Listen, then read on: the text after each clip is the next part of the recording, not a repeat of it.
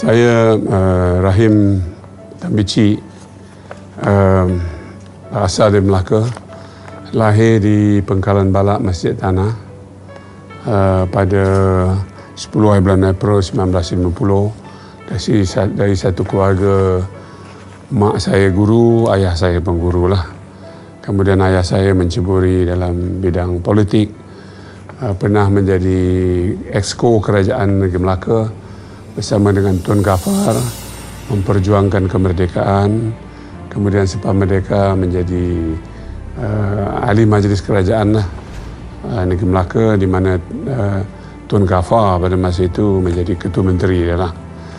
Jadi saya pun masa itu selalu ikut dia dalam kerja-kerja dia berjumpa dengan rakyat, menyampaikan ucapan, menyampaikan nasihat-nasihat dan pertemuan, memberi bantuan dan sebagainya.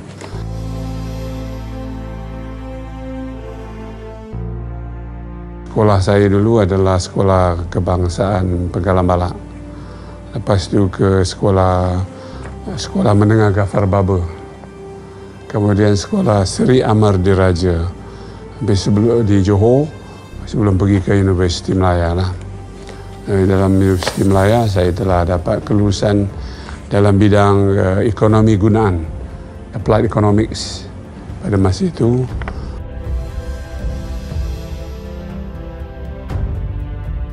Dan bila saya keluar je daripada universiti, saya telah ditawarkan bekerja dalam Perbadanan Pembangunan Bandar, UDA. Lebih kurang kerja sana dalam setahun setengah atau 2 tahun lah. Dan sini saya dapat lihat masa itu Allahyarham Tun Abdul Razak sedang membuat penyusunan semula perniagaan di dalam Kuala Lumpur ini.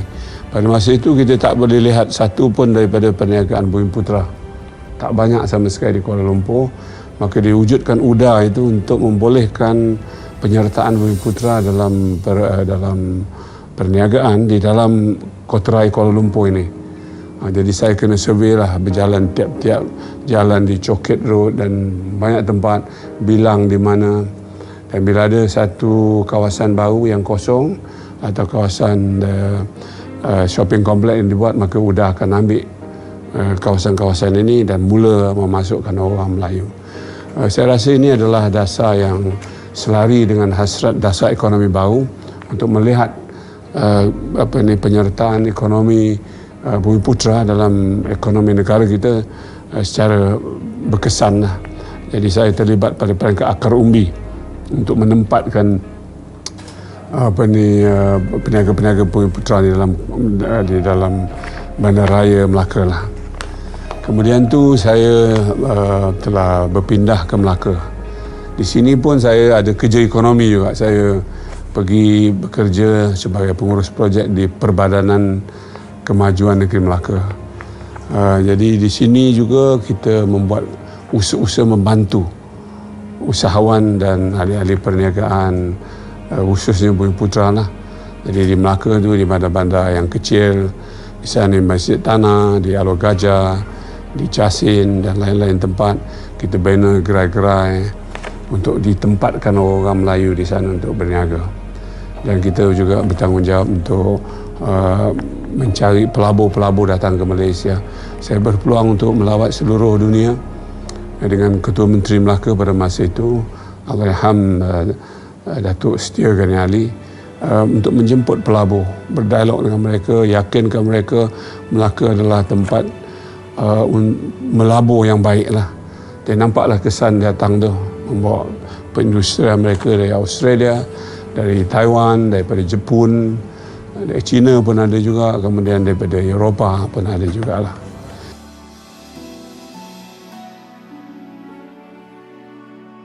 Dalam pada itu, saya terlibat dalam politik, cawangan peringgit masa itu. Cuba masuk ke sana dan saya dapat juga galakkan daripada Ketua Menteri pada masa itu untuk masuk dalam politik. Dan saya akhirnya berjaya menjadi Ketua Pemuda UMNO Kota Melaka. Apabila masa itu Allahyarham Tun Husenon telah memilih saya lah jadi ahli parlimen, dan bila di kawasan parlimen Alor Gajah. Dan apabila saya menang dalam pilihan parlimen, saya telah dilantik untuk jadi, pada usia saya 28 tahun, jadi setiausaha parlimen di dua tempat, di dua kementerian. Satu kementerian perusahaan utama yang menjaga hasil mahsul Malaysia, getah, kelapa sawit. Kemudian di Kementerian Perdagangan dan Perindustrian, di mana menterinya adalah Tun Mahathir pada masa itulah. Jadi saya bekerja di bawah beliau untuk lagi sekali promosi kepentingan Bumiputera. Pada masa itu tidak ada di negeri-negeri jawatan kuasa penyertaan ekonomi Bumiputera. Jadi hasil dari persetujuan Tun Mahathir sebagai Menteri Perdagangan pada masa itu, negeri-negeri telah ikut nasihat dari kementerian untuk tubuhkan for the first time lah jawatan kuasa penyertaan Bumiputera. Jadi negeri mula committed untuk lihat bahawa usaha untuk meningkatkan penyertaan Bumiputera ni menjadi satu langkah nasional. Bukan saja peringkat negeri, tapi peringkat negeri telah mula langkah-langkah ini dilaksanakan. Kemudian tahun umur saya ber-30 tahun, saya dilantik sebagai Timbalan Menteri Dalam Negeri, menjaga pada masa itu Kementerian Dalam Negeri, dan saya telah menumpukan usaha untuk memperkasakan rela ini. Rela pada masa itu belum berapa mantap lagi lah. Jadi saya ambil usaha untuk memantapkan dan memperbesarkan lagi pada masa itu menteri saya adalah yang amat berbahagia Tun Musa Hitam. Jadi saya dapat berkhidmat di bawah Tun Mahathir, saya dapat berkhidmat juga bawah Tun Musa Hitam, dan pada masa itu kita menjaga segala perkara yang berkaitan keselamatan Malaysia, immigration pada masa itu, kemudian polis Diraja Malaysia dan lain-lain lagi lah. Lepas tu pada umur 30 tahun saya dipilih untuk bertanding dalam kawasan Dewan Undangan Negeri Kelemak di Alor Gajah, dan saya telah terpilih pada masa itu, berjaya, dan saya telah dimaklumkan oleh Perdana Menteri pada masa itu saya akan menjadi Ketua Menteri lah. Tapi maklumlah pada masa di Melaka ni ramai orang lama-lama lah dalam kerajaan, macam Allahyarham Tan Sri Aziz Tapa, Tan Sri Nordin Amin. Jadi saya orang muda masa itu baru 32 tahun, agak kekok nak mengurusi orang-orang lama ni lah. Tapi alhamdulillah menggunakan kebijaksanaan, saya dapat memenangi hati mereka lah, dapat merangkaikan mereka, menjadikan mereka sebagai satu pasukan yang boleh membantu saya dalam pembangunan negeri Melaka. Menjadi azam saya pada masa itu untuk melihat Melaka membangun. Pasal saya ada cerita lah, mitos lah atau legenda ni. Katanya bila hang tuah gaib, dia punya keris pun gaib. Melaka masa tu macam disumpah lah, tak boleh membangun lagi. Jadi miskin, papa ke dana. Sebab itu di Melaka tu ada cuma Tanjung Keling ya, Bukit Cina, Selipi Holo, Kampung Jawa. Jadi dia miskin. Dia katakan Selipi Holo ni orang pergi sana nak tidur tak ada apa. Jadi saya berazam untuk mengubah ini untuk nasib Melaka lah. Dan apabila saya dapat sokongan daripada ahli-ahli politik ini, yang saya rasa amat penting, sebab kestabilan politik ni asas membina kejayaan yang lain dalam mana-mana negeri atau organisasi. Saya telah panggil daripada dia orang dan menyatakan hasrat saya lah, kita nak komit satu slogan baru untuk Melaka Maju. Semua menyokong lah, termasuklah sahabat-sahabat saya daripada parti-parti yang bukan Melayu lah, MCA, MIC dan sebagainya. Malah DAP pun pada masa itu menyokong saya lah. Jadi kita membuat strategi bagi membangunkan Melaka ini ada dua. Satu, dalaman. Dalaman tu erti dia, makna dia kita motivasi pegawai-pegawai kerajaan kita. Sebelum bila saya datang tu, saya tengok pun pegawai kerajaan ni kerja secara sambil lewa, tak serius, tak ada rasa sense of purpose, tak ada hala tuju. Kadang belum habis masa dah balik. Jadi saya tubuhkan apa yang dipanggil Geraha Patriotika. Patriotika. Saya dengan Datuk Mufti beri ceramah siang malam. Semua beribu pegawai kerajaan itu. Untuk menyatakan kita mesti ada patriotisme kepada negeri. Patriotisme artinya kasih, sayang, cinta kita kepada negeri. Kerana kita menganggapkan tugas kita ini sebagai satu fardu kifayah.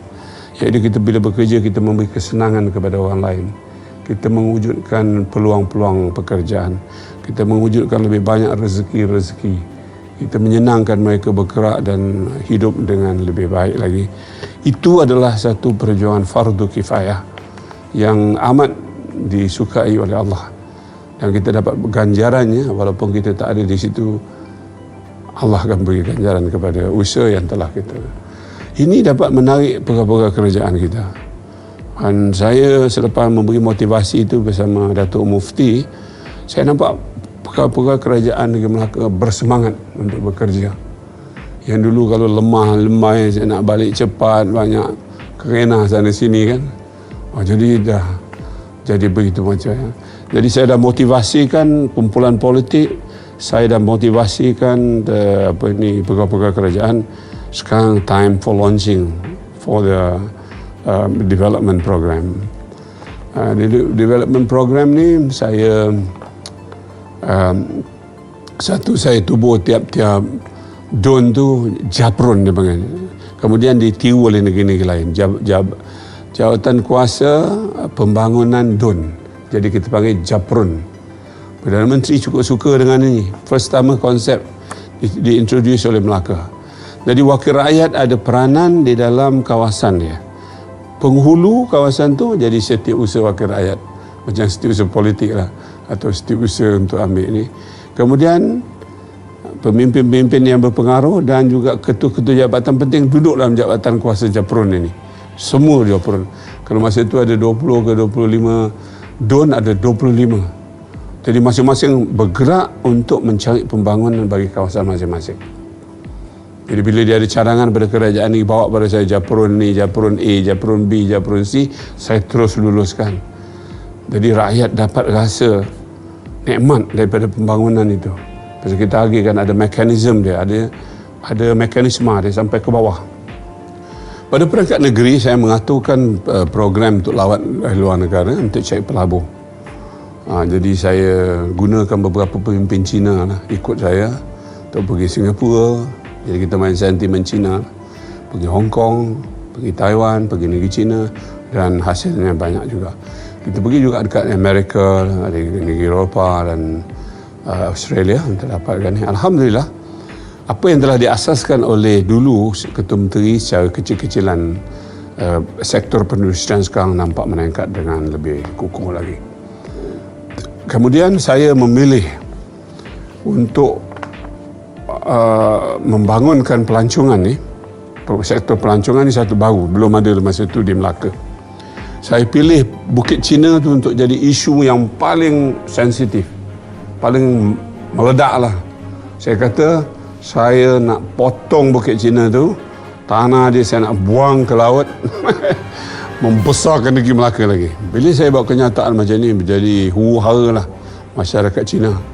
Masa tu ada yang kuil-kuil ni, padri-padri dia ni yang datang situ nak membakar diri sebagai protes atas Bukit Cina tu. Dia macam protes terhadap kerajaan negeri lah. Jadi saya buat larian saya, tapi saya sentiasa saya briefkan Tuan Mahathir, Perdana Menteri masa itu, dan Timbalan Perdana Menteri Tuan Musa Hitam, saya nak buat ni. Dia kata okey, jalan. Jadi saya buat larian Bukit Cina, betul lah, ramai situ. Jadi sentiasa saya dikejar lah oleh pemberitahu ni dan sebagainya. Masyarakat Cina dan terutamanya parti-parti Cina, DAP lah, mula buat penentangan yang hebat. Ada yang tubuhkan tabung Bukit Cina, macam-macam lagi lah yang dia tu. Jadi saya sentiasa diburu. Sebenarnya niat saya cuma nak popularkan Melaka je. Melaka masa itu terlalu miskin, orang tak ada minat. Jadi macam mana kita nak buka ni supaya orang berminat lah. Macam ni. Jadi ada lawatan daripada Taiwan, Buddhis, ketua-ketua Buddhis antarabangsa ni. Daripada Amerika datang, mana yang kubur dia. Kebetulan kubur Bukit Cina di Melaka yang terbesar pernah seluruh kawasan tu Bukit Cina. Jadi dia punya wakil-wakil dia dan sebagainya. Jadi ada duta-duta dari Singapura, dari Taiwan dan sebagainya interview saya macam mana boleh pendapat saya lah tentang ni. Saya kata sabar dulu. Jadi betul-betul dah panas dah ada orang nak bunuh diri atas dia nak membakar. Saya pun panggil lah dia punya trustee, kita mesyuarat, kita ambil jalan tengah. Kita tak akan potong Bukit Cina ni, saya beri jaminan dia. Tapi kita akan hiaskan dia yang membolehkan kegiatan rekreasi, kegiatan kesukanan, kegiatan pelancongan diadakan sekitar itulah. Kita buatkan macam-macam, orang boleh berjalan, boleh ini, boleh berlari, boleh jogging, boleh apa dan sebagainya. Dia terima. Selesailah. Jadi lepas tu Melaka dah popular. Bila Melaka dah popular, strategi saya yang ini saya pun tak cerita dalam PhD saya. Saya cerita kat Go TV ni aja. Saya fikir macam mana nak majukan Melaka lagi. Saya fikir Melaka ada satu produk yang negeri lain tak ada, iaitu warisan sejarah dia. Jadi Melaka adalah dianggap macam dalam bahasa ini the mother of history of Malaysia. Ibu sejarah negara ini. Banyak tu yang ada kat pada itu. Kata ini cukup bagus kalau kita ni. So saya brief Perdana Menteri, Timbalan Perdana Menteri. Dia kata this is very good. You must try to majukan benda ni. Saya mula ambil tindakan maju. Itulah wujudnya sekarang tu pengisytiharan kemerdekaan Kesultanan Melayu Melaka, 100 museum yang nak diwujudkan. Kita jumpa kubur Hang Tuah, kita jumpa kubur Tuan Teja, macam-macam lagi lah yang ada kat situ. Kita ada convention sejarah, kita panggil semua persatuan sejarah seluruh negara untuk memberi pengistirafan kepada Melaka. Apa yang penemuan barunya kubur Hang Tuah ni dan sebagainya, makna dia. Sehinggalah Kerajaan Persekutuan memandang usaha yang dibuat oleh Melaka ni dengan memperkasakan kedudukan peninggalan sejarah itu, mengisytihar. Kabinet Malaysia mengisytihar Melaka sebagai Bandaraya Bersejarah Malaysia, the Malaysian Historical City. Itu satu title yang pada pendapat saya sekarang ini patut kerajaan negeri gunakan.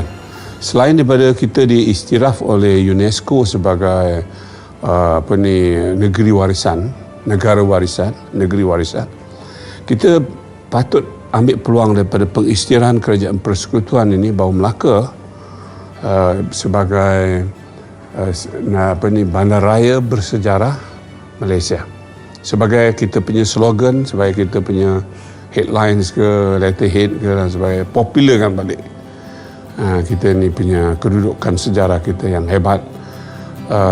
Dan bila saya berjumpa semalam dengan Ketua Menteri Melaka pun saya ulang Yang Amat Berhormat Datuk Seri Utama Sulaiman, agar ni dipopularkan balik untuk pelancongan negeri Melaka lah. Jadi lepas tu kita telah dapat sambutan yang baik. Lalu kita menubuhkan pula light and sound show. Makna dia cahaya dan bunyi. Kebetulan di situ kita lihat bahawa dapat satu selonggok lah sejarah berbagai era di tapak itu. Misalnya Kesultanan Melayu Melaka 100 tahun ada istana. Ada pula Arfa Musa 100 tahun pemerintahan Portugis. adalah bangunan Inggeris, ini Belanda, Stad Ice, 100 tahun pemerintahan Belanda. Habis itu ada pula bangunan Inggeris di situ, dari 130 tahun pemerintahan Inggeris. Jepun 3 tahun atau 4 tahun, kemudian berakhir dengan wawasan 2020. Jadi kehebatan kita semua ini saya tiru daripada Light and Sound Show di Egypt, The Sphinx, dekat Egypt, bawa kat situ. Jadi untuk kalau kita nampak Istana Melaka terbakar tu, betul-betul terbakar macam tu. Bila berlaku pertikaman Hang Tuah Jebak, betul-betul dekat istana tu berlaku. Bila kita tengok orang Potu yang menggempur Melaka, dekat pada Formosa tu menyaut dia punya suara dan pekikan dia dalam suasana orang sedang bertempur pada masa itu dan sebagainya. Jadi memang hebat. Tapi saya malangnya adalah pihak lepas daripada saya jadi Ketua Menteri ini yang mengenepikan projek ini. Saya rasa tekilan sikit lah. Tapi Alhamdulillah semalam saya dapat jumpa Ketua Menteri dalam satu majlis di mana Tan Sri Ahmad Sarji menganugerah atau memberikan Melaka 17 painting bernilai RM1 juta kepada Kerajaan Melaka mengenai Hang Tuah. Tiap-tiap dia macam peristiwa dia amukkan, peristiwa dia melawat di Majapahit, peristiwa dia perkembangan Islam di Melaka. Saya dapat jumpa Ketua Menteri dan saya kata kena revive baliklah ini Light and Sound. Dia kata insya-Allah memang jadi hasrat dia untuk revive. Saya bersyukur jika itu benar sebagaimana dikatakan, kecemerlangan Melaka dalam bidang sejarah ini akan terserlah lagi. Kemudian ada cadangan pada masa itu untuk saya, Kerajaan Negeri Melaka, terlibat untuk mencari kapal Flor de Lama yang tenggelam di Laut Aceh. Jadi daripada sinarai yang disenaraikan oleh anak Alfonso de Abuka. Anak Alfonso de Abuka ini ada komander yang invade Melaka, yang menyerang Melaka. Anak dia ada bersama lah. Jadi dia sinaraikan apa yang diambil daripada Melaka pada ketika itu. Misalnya duit berkotak-kotak, duit emas dan duit perak. Orang Melaka yang siapa masih simpan duit perak itu dia akan bunuh. Jadi orang semua keluarkan, dia tak semua sekali. Kumpul berpuluh jugalah peti-peti duit emas dan perak. Kemudian daripada Perbendaharaan Melaka, macam-macam precious stone ni lah, emas dan sebagainya, termasuklah 2 ekor beruk. Ini saiz beruk lah, dibuat daripada emas, mata dia daripada ruby yang dihadiahkan oleh kerajaan Thailand, kerajaan Siam kepada Melaka kerana mereka berbaik pada masa itu. Dia angkut sekali. Disenaraikan itu lebih kurang dalam 30-40 item. Ditanya dekat Sotheby, tempat lelongan kat London, berapa nilai ni? Kalau kita dapat betul-betul daripada port Flor de Lama. Estimate daripada Sotheby auction adalah 2.5 bilion US dollar.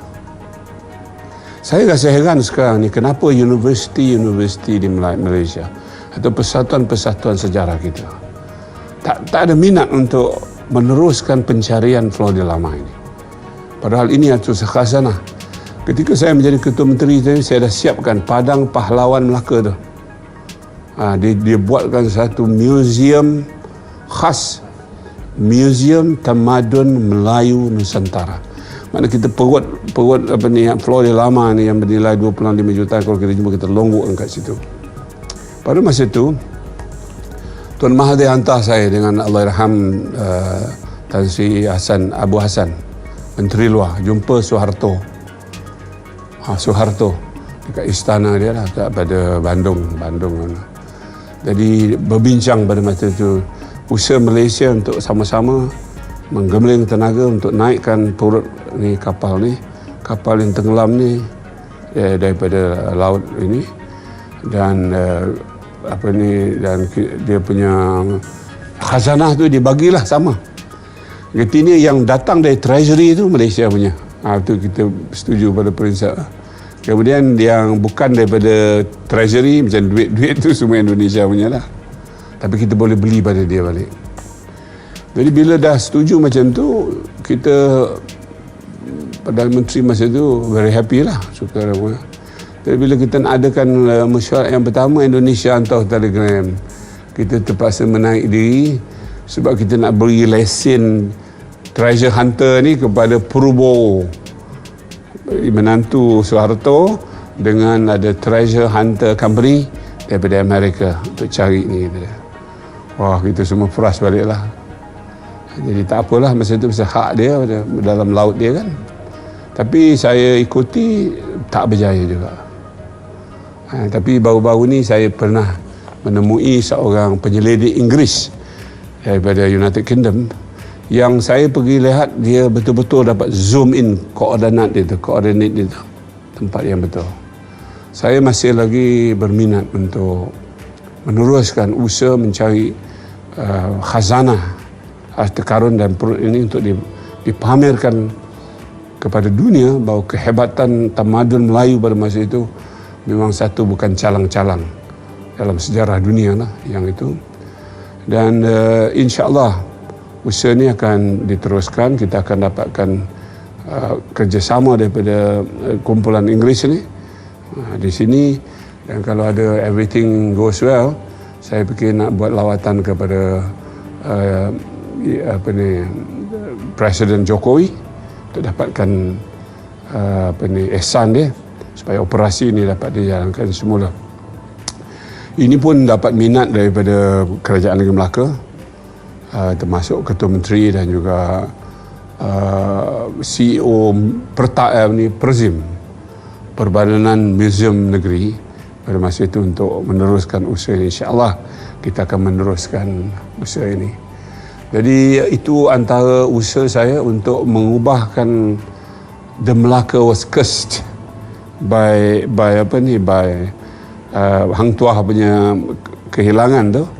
Jadi alhamdulillah lah, Melaka hari ini dibantu oleh ketua menteri selepas daripada saya menyambung usaha-usaha yang baik ini. Maka Melaka antara negeri yang majulah di Malaysia, nombor 3 atau nombor 4 dari segi hierarki GNP atau KNK. Dulu nombor 2 bawah selepas Kelantan, sebelum Kelantan. Jadi setelah saya ini buat, alhamdulillah lah. Jadi ini orang kata legasi Tan Sri Rahim lah, merubahkan Melaka ni, transformasi. Itu sebab saya ada juga nak buat macam personal gallery. Galeri itu ada dia transformasi ekonomi Melaka. Galeri transformasi Melaka daripada yang miskin kepada yang lebih maju, lebih dinamik, lebih makmur. InsyaAllah kalau ada rezeki lah. Masa ni saya tengah fikirkan macam mana nak buat yang demikian lah. Kemudian tu bila saya dah bersara daripada politik, Pak Lah pada masa tu minta saya menerajui GABIM, Gagasan Badan Ekonomi Melayu. Kita lihat sekarang ni macam NGO banyak ni, ada yang politik, ada yang agama, ada pendidikan, ekonomi. Jadi saya fokus dulu pada NGO ekonomi. Pak Lah kata bahawa NGO ni nasib dia macam anak ayam tak ada ibu lah. Dia bergantung pada kementerian. Bila tukar menteri, bila bertukar ketua setiausaha kementerian, dah kelang kabut semua balik. Jadi dia tak dapat berpegang. Jadi kalau ada GABIM tu, kata dia, boleh ada satu payung. Saya ambil cabaran Pak Lah tu lah. So saya amat kenang Pak Lah tu, jasa dia.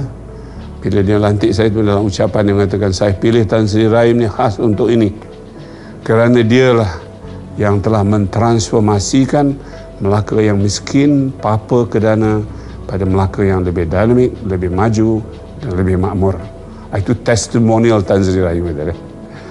Jadi saya bawa sampai itulah. Pak Lah masa itu GABIM di bawah jabatan Perdana Menteri, dia pejabat Perdana Menteri. Masa Datuk Seri Najib pun dia memberikan sokongan yang kuat kepada GABIM. Lepas itu Tun Mahathir, dia pun setuju supaya masa era pemerintahan dia yang pendek itu untuk maju, tapi tak sempatlah, dia dah berletak jawatan. Saya dapat berjumpa dengan Tan Sri Mahyudin, Perdana Menteri yang ada sekarang, dan dia tak ada halangan untuk GABIM terus bergerak ke depan lah. Jadi itulah sejarah saya yang pendek ini untuk meneruskan perjuangan bangsa. Walaupun tidak ada jawatan yang dipegang dalam kerajaan, tapi saya konsisten untuk menggunakan jentera macam Gabim dan satu lagi Yayasan Penggerak Wawasan. Gabim ni Pak Allah yang cipta, suruh saya manage. Yayasan Penggerak Wawasan ni Tun Mahathir yang cipta, suruh saya ni. Cerita ni Yayasan Penggerak Wawasan ni, bila ada conference OIC, negara-negara Islam di Kuala Lumpur ni pertama kali. Masa tu Tun Mahathir panggil saya, dia kata, saya nak, kalau boleh Rahim,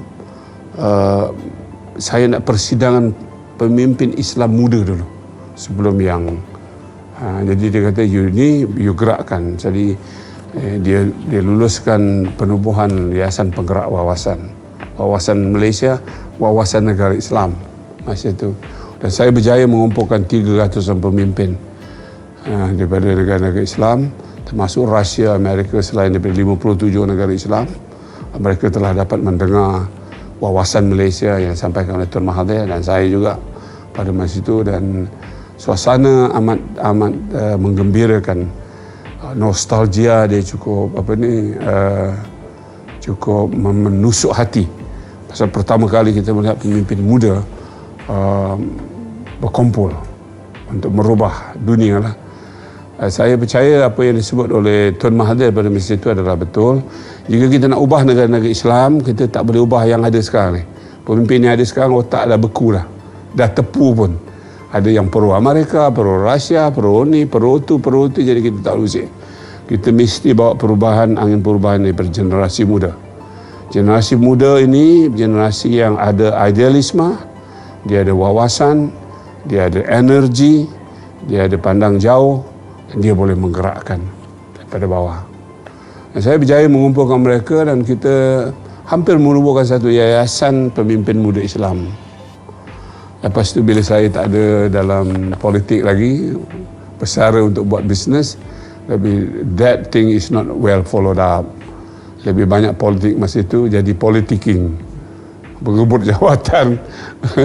Ini jadi usaha internasional kita untuk memimpin pemimpin muda Islam, dapatkan pendedahan daripada Malaysia.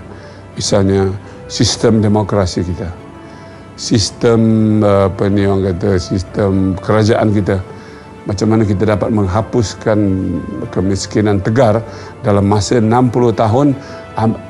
Eropah mengambil 200 tahun untuk membantris kemiskinan di Eropah.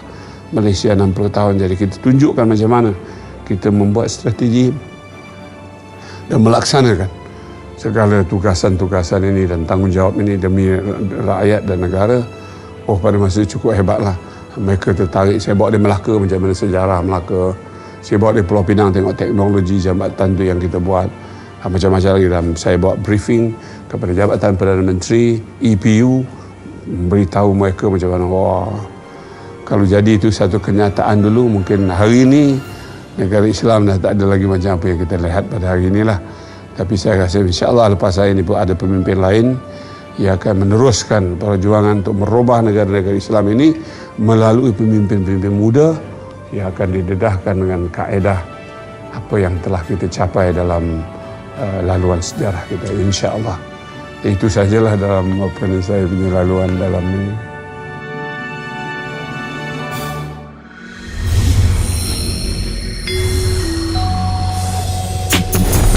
TV.